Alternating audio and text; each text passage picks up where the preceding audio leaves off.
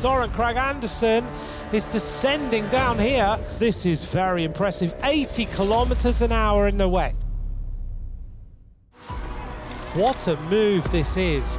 And this is quite dangerous because we have the yellow jersey and Wout van Aert going clear in a sudden split.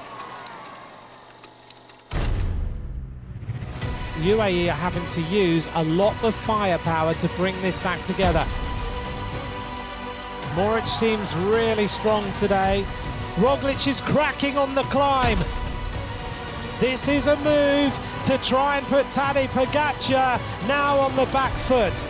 They have refused to accept the pattern of a transition day in the Tour de France. The Giro, the Vuelta, and now a stage in the Tour de France. They have put all the other riders 5 minutes and 27 seconds back. It's pure racing.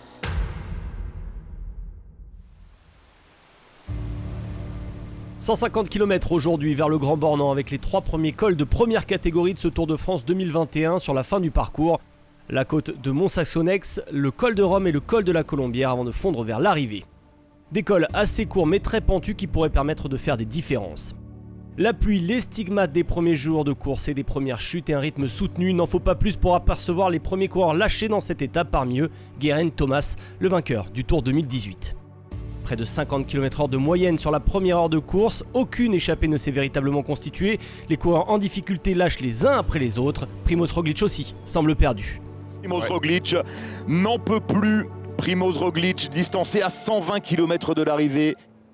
Course de mouvement oblige, tout le monde tente sa chance, même Tadej Pogačar se retrouve en échappée alors que l'on est entré dans les 100 derniers kilomètres de cette étape, mais rapidement, le regroupement s'opère avant la côte de Koponex. Wouter Poels qu'on avait vu très incisif dès le départ. Wouter Poels recommence, il remet la pression. Wout Poels, qui semble le plus fort dans ce début d'étape, va finalement se laisser reprendre par un groupe d'une vingtaine de coureurs où l'on retrouve Quintana, Paré-Peintre, Woods, Yates, Elisond ou encore Søren Kragh Andersen, le mieux classé au général avant la côte de Mont-Saxonnet. Première difficulté de première catégorie dans ce tour. La bagarre pour les points de la montagne avec Wout Poels bien sûr, avec Kenny Elissonde, avec Sepp Kuss. Il est costaud Wout Poels aujourd'hui. Il est fort.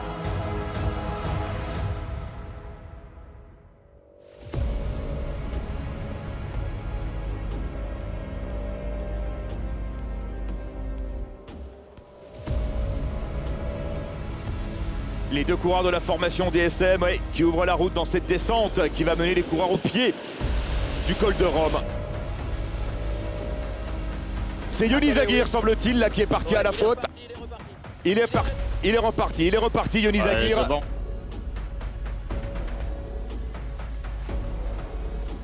Un homme à l'avant dans l'ascension du col de Rome, c'est Søren Kragh Andersen qui possède 23 secondes d'avance sur cet homme, Michael Woods.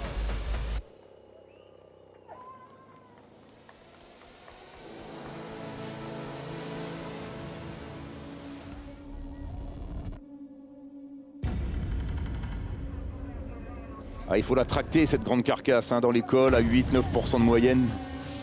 Ouais, mais c'est énorme déjà ce qu'il a fait jusque-là. Ah, bien sûr, c'est énorme. Ouais.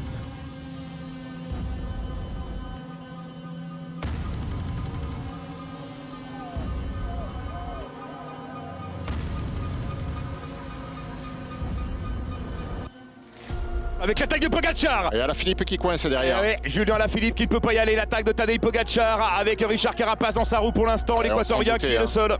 On s'en doutait que Pogačar allait changer de rythme. Il lui restait économe, il le faisait rouler fort. Pogačar qui attaque, qui place une nouvelle accélération. Carapaz, il était un peu à fond dans la roue quand même. Ah, il sent que ça peut casser. Pogačar, il en rajoute. Pogačar passe avec près de 3 minutes de retard sur Woods qui est lui chassé par un groupe où l'on retrouve Quintana, Paré-Peintre, Elisond, Tuns ou encore Guillaume Martin. Van der Poel a lui complètement craqué, Van Aert s'accroche au maillot jaune virtuel, la course est toujours aussi folle, les coureurs basculent dans la descente vers le col de la Colombière, on est à moins de 30 km de l'arrivée.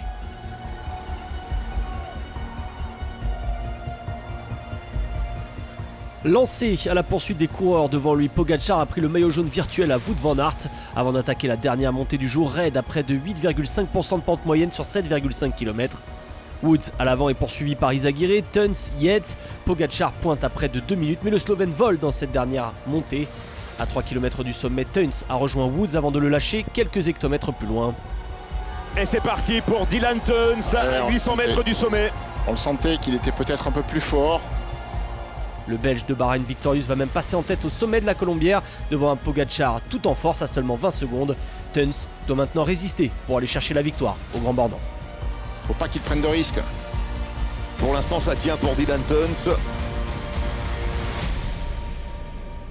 La jonction entre Pogačar, Izagirre et Michael Woods. Mais là, on va se battre pour la deuxième place. Une magnifique victoire d'étape, la deuxième de sa carrière sur le Tour de France. 2 ans après la super planche des belles filles. Dylan Teuns qui offre une nouvelle victoire à l'équipe Bahreïn Victorious. L'équipe qui porte bien son nom, on l'a dit hier. Elle a gagné hier avec Matej Mohoric. Aujourd'hui, c'est Dylan Teuns qui va s'imposer au Grand Bornand. Attention, voilà, évitez quand même la bouteille d'eau. Ça aurait été dommage de glisser. Dylan Teuns, vainqueur donc au Grand Bornand à l'issue d'une étape dantesque. Allez, l'arrivée maintenant de Tadej Pogačar en compagnie de Jon Izagirre et de Michael Woods. Tadej Pogačar, il lui a manqué 15 secondes pour basculer avec Dylan Teuns au sommet du col de la Colombière. Mais là n'est pas l'essentiel pour Pogačar qui laisse filer Jon Izagirre. Tadej Pogačar qui va endosser un deuxième maillot jaune sur le Tour de France. Il l'avait porté le dernier jour l'an dernier après sa prise de pouvoir à la planche des belles filles. Jon Izagirre qui prend la deuxième place de l'étape. Michael Woods 3e. Tadej Pogačar qui coupe la ligne à l'instant avec un retard de 49 secondes sur l'homme de tête.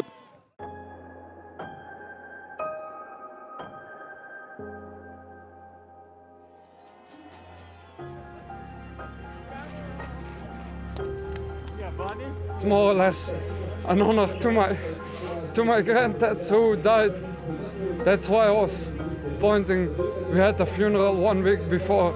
I had like few days before I had to go to the tour, so it was a bit emotional for me this last 10K.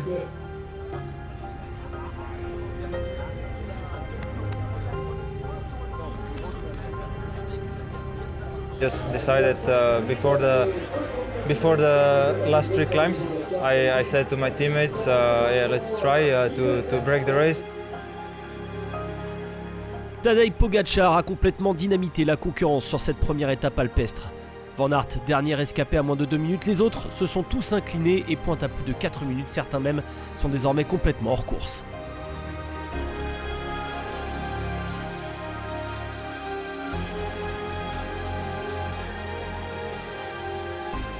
Pogačar retrouve donc sa tunique jaune de leader du Tour de France. Le premier français, c'est David Gaudu, déjà à près de 6 minutes du Slovène. Arrivé dans les délais, Mark Cavendish est toujours leader du classement par points. Michael Woods prend lui le maillot à pois.